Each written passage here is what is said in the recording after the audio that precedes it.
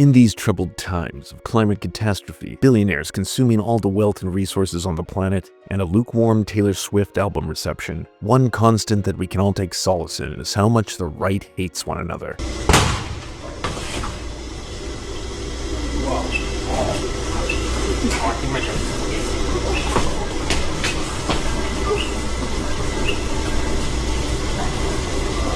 Despite having complete and total power in the United States and Argentina, the far right have never been more miserable. I actually am impressed that the Catholics are actually getting nicer. I mean, I actually like Matt, which is as opposed to these guys, and it is getting to be. It's like the Vatican except for straight people. It's so it's really it's really exciting. There's the clip. Unable to pretend that they're the punk rock maverick outsiders trying to take down the deep state, they instead control every aspect of it, and are swamp maxing the nation straight into the empire toilet. And despite stacking the courts, I still like beer, concentrating all the money for the wealthiest elites in the country, handing over total control to the tech industry to crash the economy on worthless AI slot machines, waging a war on every single citizen who isn't translucent enough for their liking, and bombing any Venezuelan sailor who has the audacity to try and fish off their own coast, they're utterly miserable. You'd think rounding up tens of thousands of black and brown people to throw in concentration camps would fill some sort of erectile dysfunctional hole in Stephen Miller's heart. But alas, even the pedophile rapist president tearing down the White House to build his bourgeois bunker while starving millions of kids to death doesn't seem to be making him happy. You're all psyched up. Somebody psychs you over at ABC. They're going to psych it. A twisted tale of a King Midas with the ability to turn everything he touched into monkey paws that grant racist wishes, destroying the entire planet while feeling absolutely nothing. But what, pray tell, is making them so miserable? Stephen Miller is getting to act out the most fascistic fantasies since Adolf Hitler challenged John McAfee to a shit-eating contest in hell. You see, while they love to brag that the majority of America, and by proxy the world, signed off on all this, only about 1/3 of the country voted for him. Of those voters, some were, yes, die-hard MAGA cultists who seem fine watching their healthcare costs skyrocket and food prices become so obscene that potatoes and rice is a night out, as long as minorities suffer and children are ripped from their mother's arms.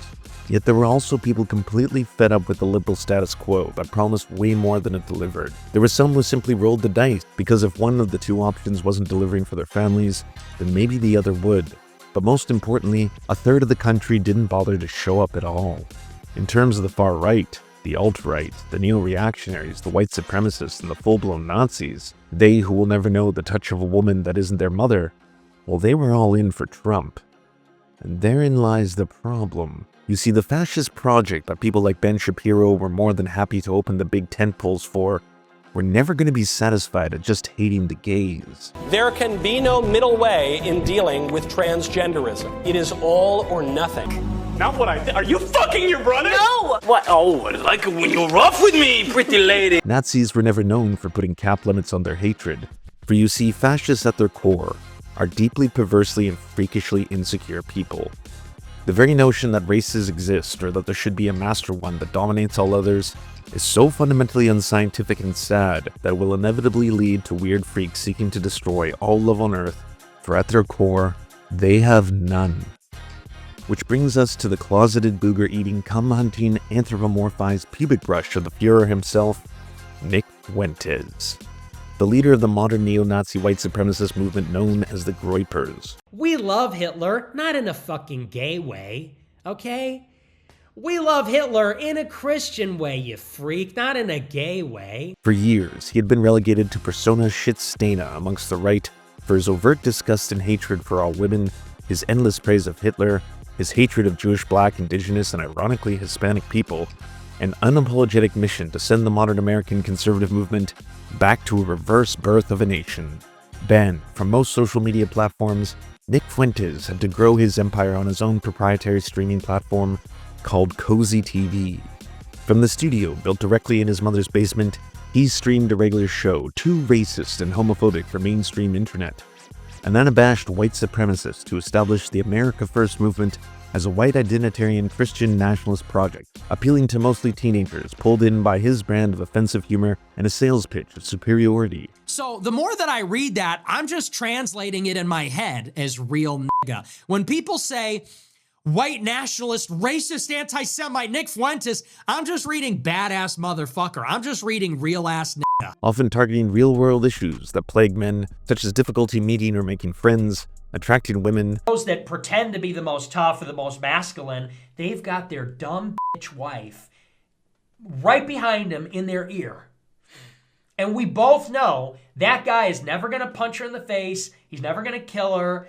It's just like the woman knows that's not even in the cards. It's not in the deck, okay? She's going to open up that pack of cards and it's not in there. 0% chance, okay? It's never going to happen. He's never going to cheat. There's no rape. There's no, in other words, there's no actually male power coming from the man. He added the unique angle of an intrinsic birthright that young Christian men once had that had been taken away from them through feminism, homosexuality, Jewish control of the media and politics, and good old-fashioned Satanism. Because, of course, we believe that these things like transgenderism and homosexuality and feminism and usury and liberalism itself, these things are sinful. These things are wrong. Democracy is wrong. Feminism is wrong. Contraceptives are wrong. If you want to be right with God, you must oppose all this stuff. Rome has fallen, and once the master race has been relegated to cuck soy boys who are addicted to porn and are castrated for their white and male privilege. It's a similar sales pitch to other insecure weirdos like Andrew Tate and Sneeko. The difference being the Hitler particles are now ramped up to 11, and everything is doused in a heavy dose of shitposting, irony, and internet memes. An army of Pepe frogs who call themselves the Groypers and attack the mainstream conservative movement just as much as they do liberals or the left, all for being too woke and gay. You know, Charlie Kirk in the grand scheme of things is just some retarded idiot. It's because Charlie Kirk is a fake patriot, a fake Christian, and he hates his people. He's anti-white. This is our angle. Which is wild considering the overwhelming amount of evidence that Fuentes himself is so deep in the closet, he's halfway to Narnia. I'm gonna whip my dick out.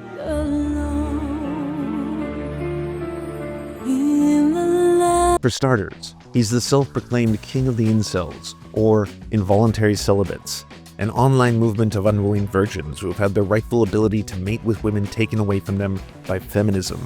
It's not their fault they're lonely or single. It's a combination of the feminist movement giving women too much power and the attractive ones called Stacy's, all picking the popular muscle-bound jocks called Chads. Through hypergamy, a real term used in social sciences but rebranded by people like Jordan Peterson into conspiracy theory that women control the gene pool through selective mating. Right. Women are hypergamous, which means they mate across and up dominance hierarchies. And so if you're a male who's successful in a given hierarchy, the probability that you're going to have additional mating opportunities is exceptionally high. It's an unbelievably good predictor of that.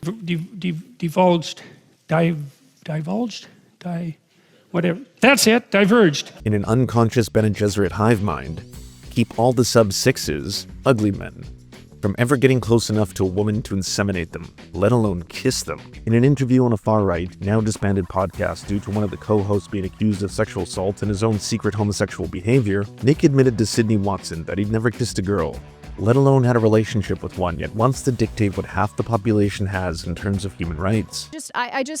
You can only do so much reading before practical experience actually should take, some sort of precedence. And I mean, I say the same thing about women too. I mean, I dare say from my understanding of many of your viewpoints, you also promote like the way of interacting with women. And I go, have you been in a relationship with a woman? No. So how are you telling other people how to behave towards women when you yourself have not had any actual physical, interaction with them in a romantic capacity, or in fact, in any capacity where you uphold them in a way that treats them with respect? I mean, if you're out here arguing that women are basically half the value of, I'm not going to put words in your mouth, in fact, because that's not right. Mm-hmm. But, if you are looking to some other regimes around the world that do think that women are half the value of a man, I have to question what kind of a person who's had no experience with women is in a position to basically promote these ideas. Well, I'm having an experience with a woman right now, and I've had lots of experiences with women in my life, not romantically per se, but I've talked to enough women. I've been in, I've known enough women to know sort of what's going on. He openly had a friendship with a gay Nazi sex worker called Catboy, leading to an ongoing joke in his community that he's gay, wink wink, but only as a meme. Oh yeah, everyone always talks about who's taller. so I'm taller. yeah, he's clearly Taller. Well, Nick's 7 foot, and I'm only like walking 6'9". You're walking on the curb right now. The staff can't see you, but you're walking. It's not you're walking on the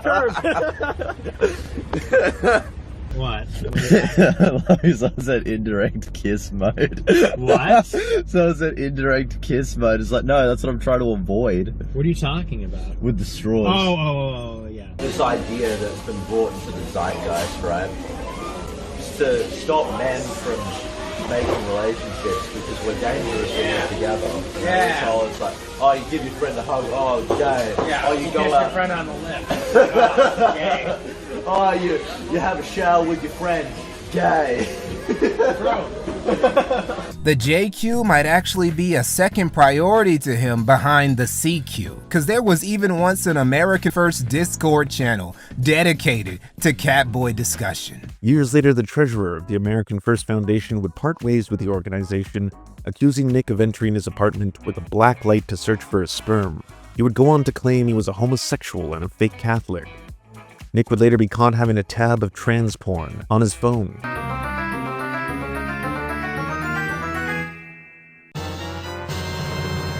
And of course, there's the time after finishing one of his streams that he accidentally started streaming full, hardcore gay pornography to his audience. And have a great rest of your evening. Americanism, not globalism, will be our credo.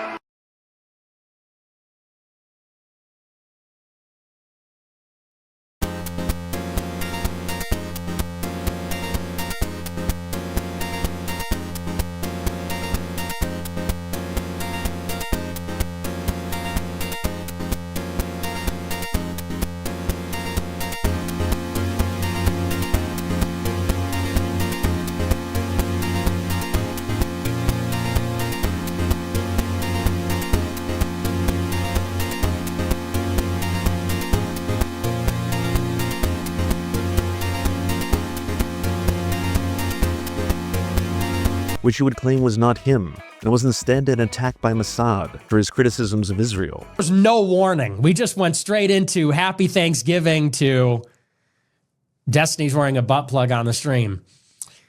But this was one of the developments. And then the ultimate was a sex tape came out of him giving a guy a blowjob.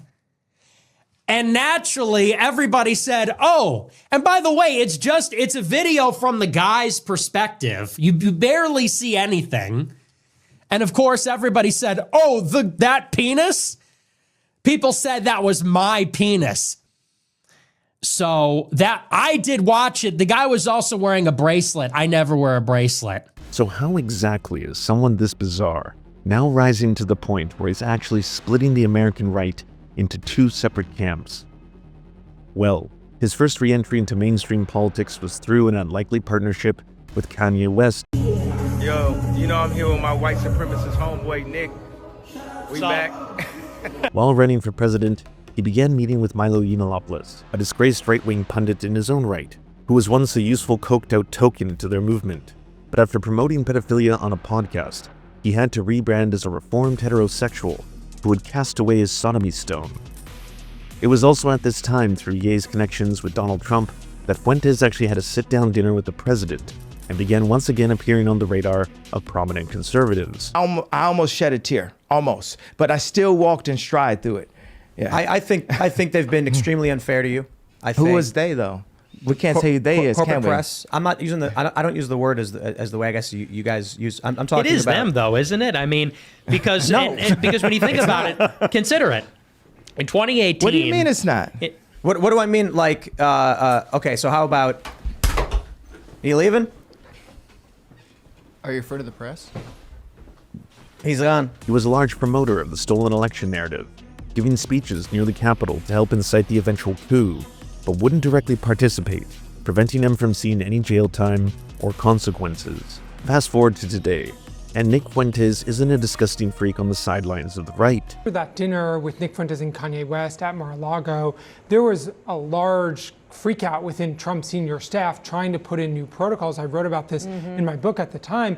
They were really concerned that people were getting to Trump, and they set up protocols to try to keep those sorts of people away from him. He's entering the mainstream, platformed by the likes of Destiny. I want to be a good wife. So I got peanut butter sandwiches. Whoa! Is it for him? For both. Let's go! Thanks, Isn't that what a Mom. wife is for? What? Isn't that what a wife is for? That is absolutely. See, you got it made, bro. Thank you so much. Wow. Good job. Let's go. You got it made. Hell. Hold on.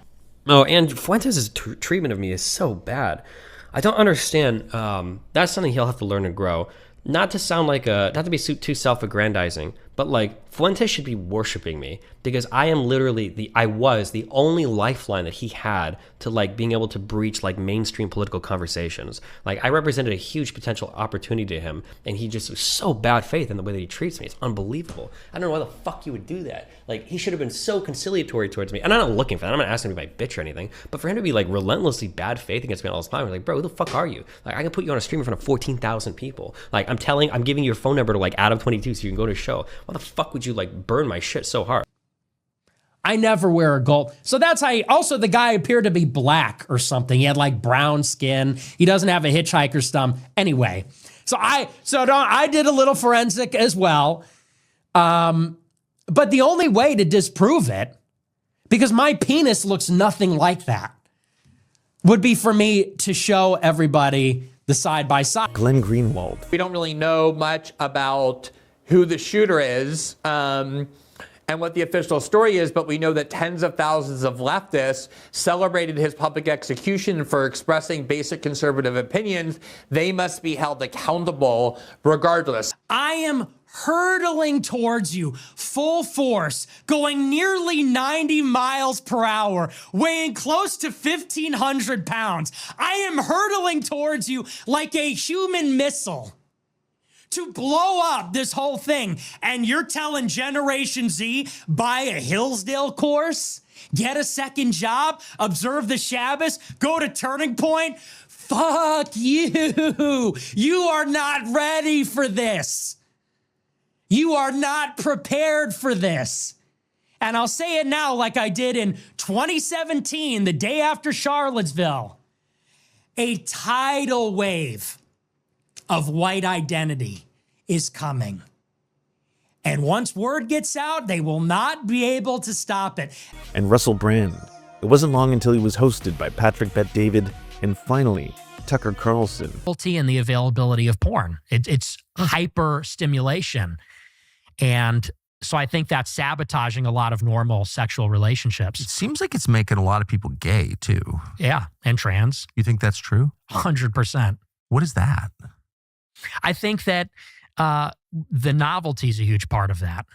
I think that if you are somebody that uses pornography multiple times per day, which many people do. Actually? Oh, absolutely. That's a lot of jerking off. A former Fox News host was seen as flying a little too close to the black sun, and the schism began.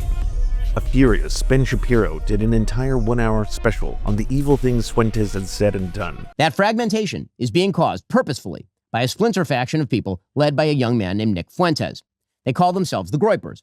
They are white supremacists. They hate women, Jews, Hindus, many types of Christians, brown people of a wide variety of backgrounds, blacks, America's foreign policy, and America's Constitution. They admire Hitler and Stalin. And that splinter faction is now being facilitated and normalized within the mainstream Republican Party.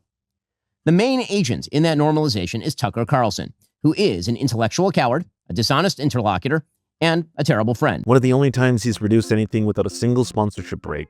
What's striking is nearly every single thing he accuses Fuentes of being misogynistic and violent towards women, racist towards black and indigenous people, praising white supremacy, are things that his own host, like Matt Walsh, have said many times before. All of the cases that I mentioned,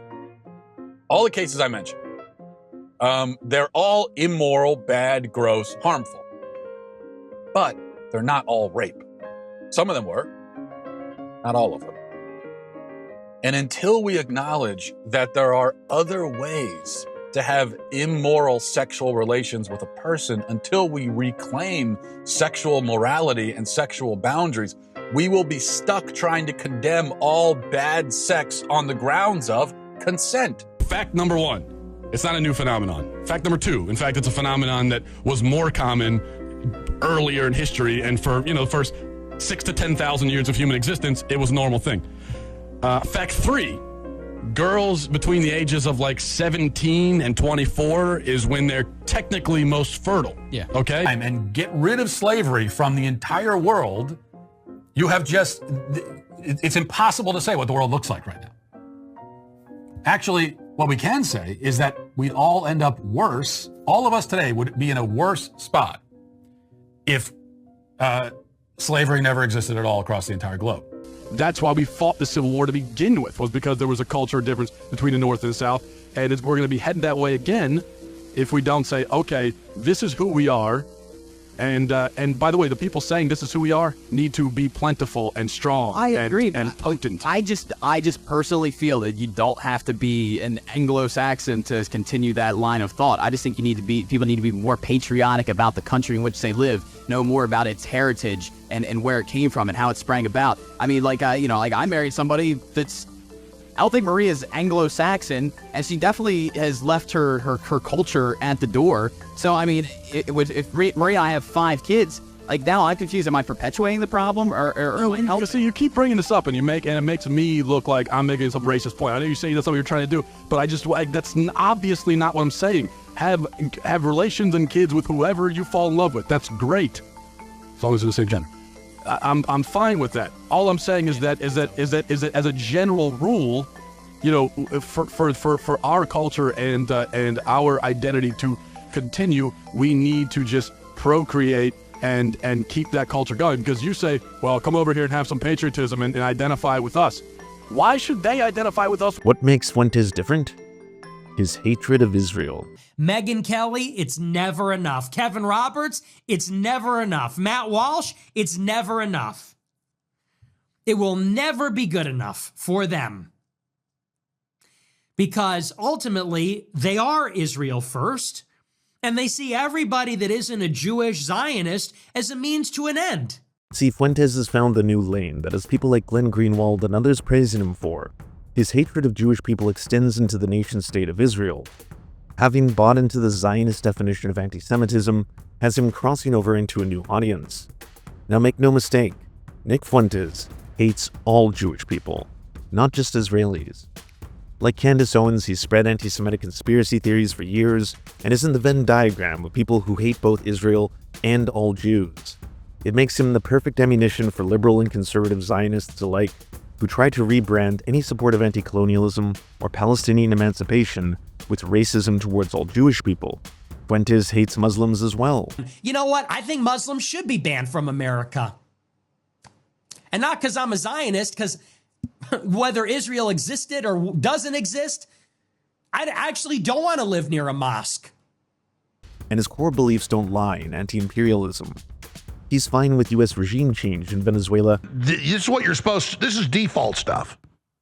Exactly. This is your vital American strategic interest. This is, people say, isn't the purpose of the military to protect America? This is protecting America. These are the Americas. These are strategic interests. And by the way, what's more, this has been U.S. policy for 200 years. It goes back to the Monroe Doctrine. And, people like to say we shouldn't meddle in their affairs. We've been doing that since the Spanish-American War. We've been doing that since, there were these banana republics. Like, we've always been operating in that way. And that's for a very good reason. I think that's a realist point of view. But to be a finer point, the Monroe Doctrine is we don't meddle. You meddle, we come in.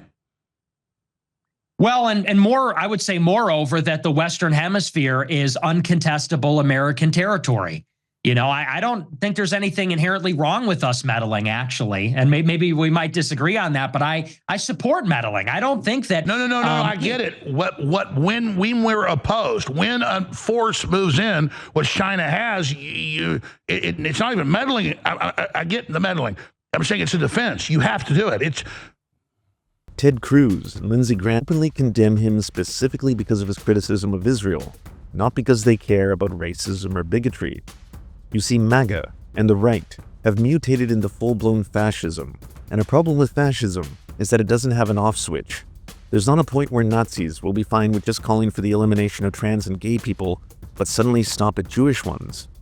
And now the right is having to deal with two very distinct teams forming, both assuring their audiences that they have America's interests at heart, when they both serve the billionaires, the corporate elites, and the ruling class. Which makes the case of the one Elon Musk and J.D. Vance so strange. Is the only reason we can now send American astronauts into space. Come here. Take over, Elon. Just take over.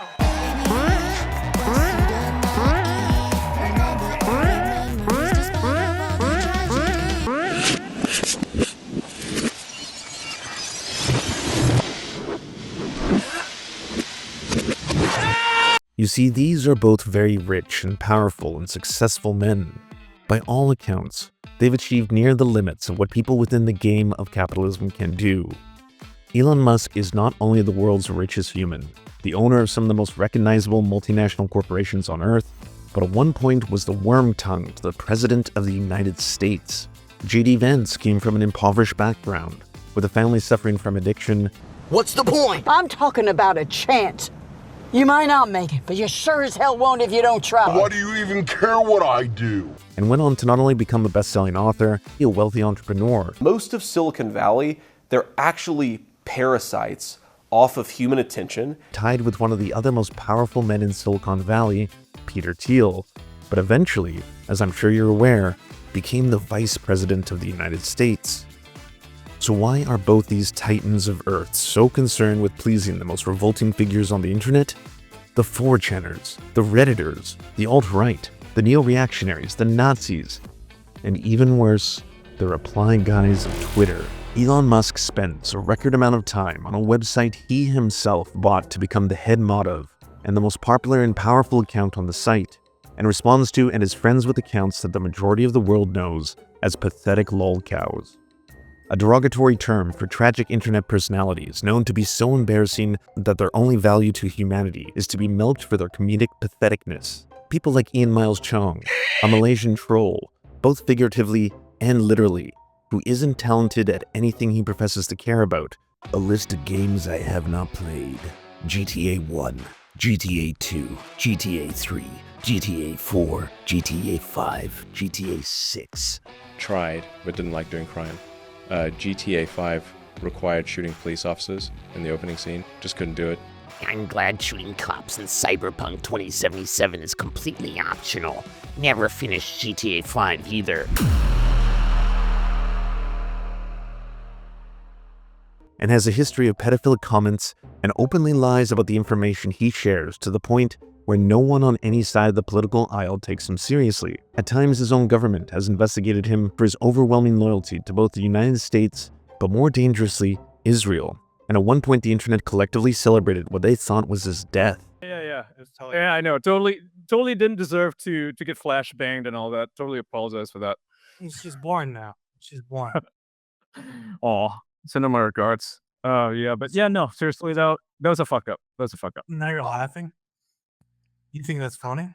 No, absolutely not. Or Grums, a previous employee of Blizzard, whose history there can best be described as annoying, who left to form his own company that he was eventually kicked out of due to what appeared to be gross wasting of funds, only to then fundraise over $500,000. Things went very quiet from December of 2021 until April of 2024. Grums took 2 years off and didn't really say anything until he got called out for a game he never completed, over 8 years in.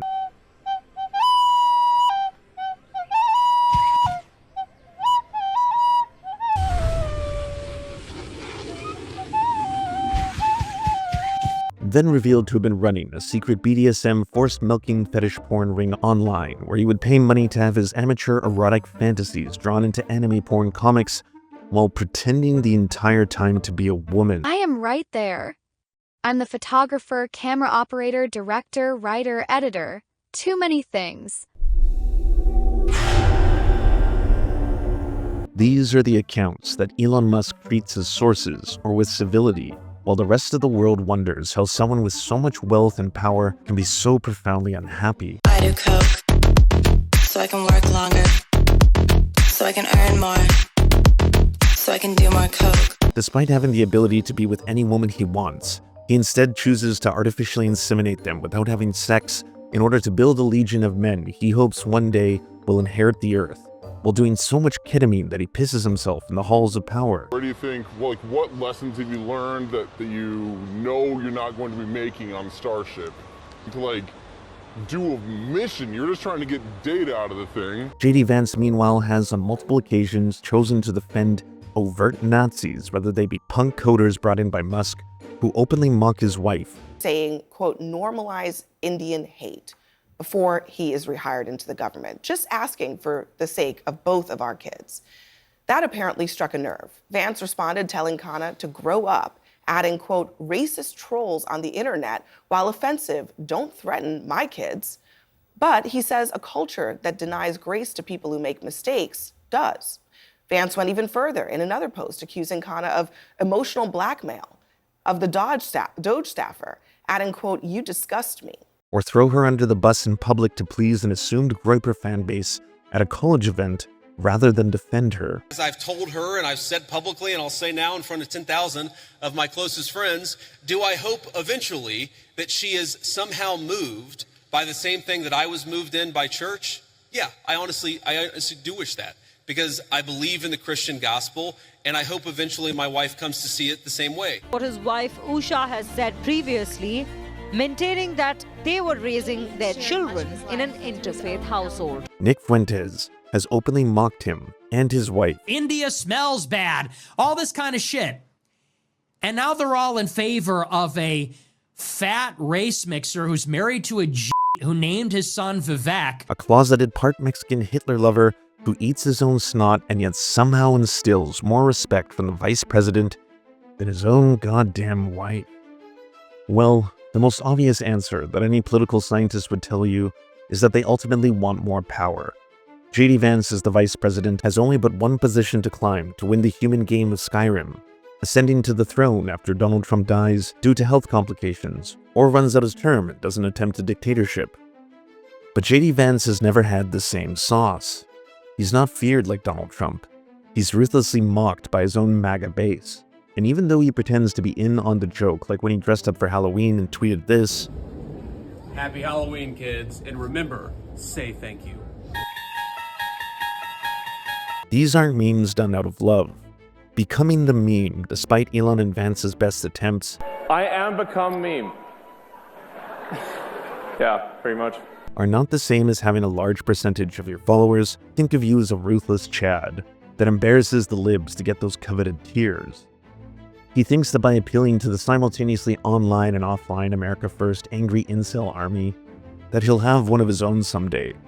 But that's short-sighted, as most men aren't Nazi-coded freaks, and most just want to live good, fulfilling lives. Not to mention, they don't see him as a father figure like Trump as much as they do a creepy, annoying cousin who may have molested the furniture. A second theory I'd submit is that these are just undeveloped boys, stuck in arrested development, raised on the internet and meme currency, and perpetually stuck in a hellish cycle of seeking validation from groups of racists and online bullies. Immortally stuck thinking lightsabers and AI hentai wives are totally based in epic. Oh, you're playing rough today, Shay. Smack. You like that, Mommy? And never fully aware of how internationally hated and ruthlessly mocked they are due to the shield that financial and political success provides them.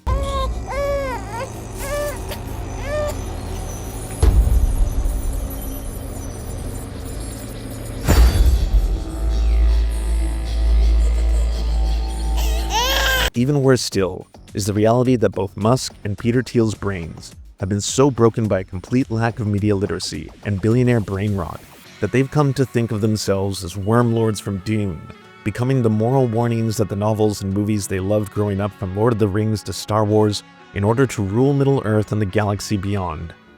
The reason they've been able to enjoy the Shire is because hard men have protected them from the dangers of the world.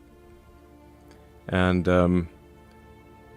but since they have almost no exposure to the dangers of the world, they don't realize that they're there until one day, 1,000 people show up in your village of 500 out of nowhere and rape and start raping the kids. This has now happened God knows how many times in Britain.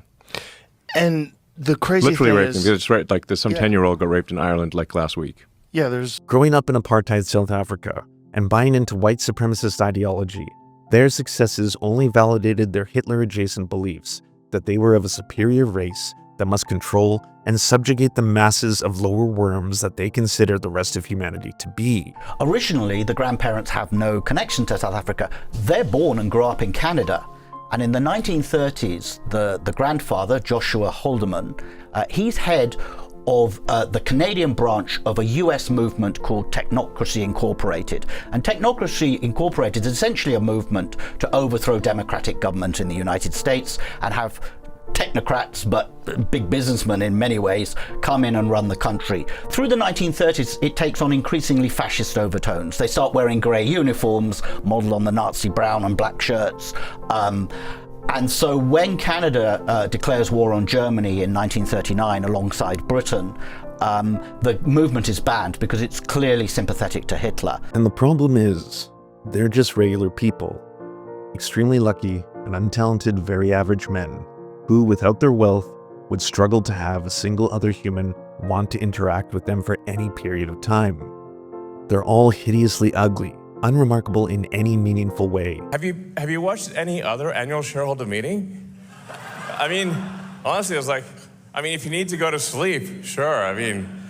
But other shareholder meetings are like snooze fests. But ours are bangers.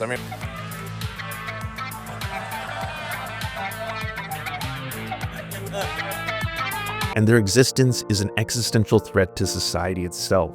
They are the living avatars of everything wrong with capitalism.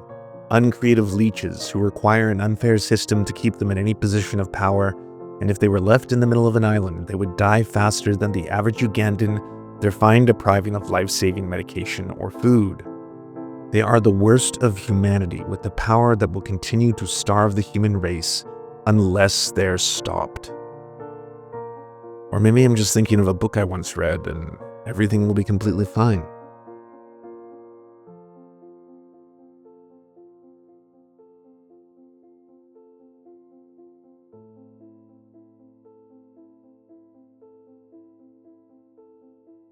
I just want to quickly say this entire video was made without the use of AI, and the complex research and deep hunting for clips is only made possible thanks to the support of our Patreon supporters. If you're interested in funding projects like this so they can exist, or just want to unlock the videos before anyone else sees them, see uncensored and bonus content, it only costs $1 to join, and if you have a little extra, you can see your name in the credits. We're looking to expand our team and hire some more people to start making content even more regularly, and we can only do that by making enough money to pay the other members of our worker cooperative fair wages, and that really comes down to your support. So for everyone whose names are coming up right now, we honestly can't thank you enough.